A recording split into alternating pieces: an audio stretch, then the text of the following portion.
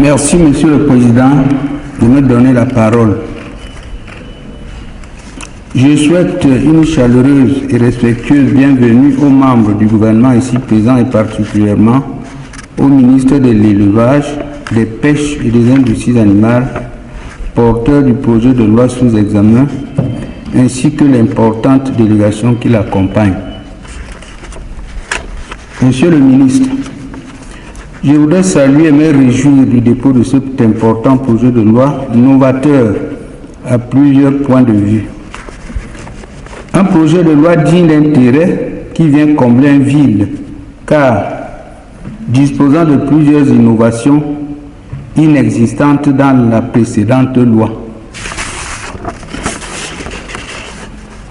La première préoccupation, face à la débrouillardise et à l'ingéniosité des Camerounais dans le domaine de la pêche et de l'aquaculture, quelles sont les mesures prises ou envisagées par le gouvernement pour mettre en place une structure de formation dans le domaine de la pêche et de l'aquaculture? Deuxième préoccupation.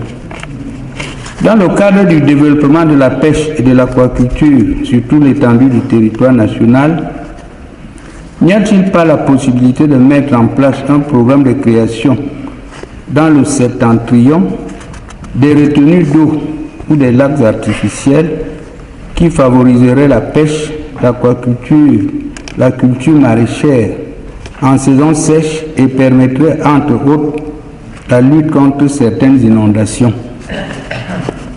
La troisième, quelles sont les mesures prises ou envisagées par le gouvernement pour réduire la surpêche, en d'autres termes, la pêche excessive, abusive et non contrôlée en zone maritime, un phénomène qui a pour corollaire la destruction de la biodiversité, à savoir le bouleversement des écosystèmes et des chaînes alimentaires, ainsi que les pertes d'emplois pour les petites structures de pêche et la mise en chômage des acteurs de la pêche artisanale. Je vous remercie pour votre éclairage, Monsieur le ministre. Merci, Monsieur le Président.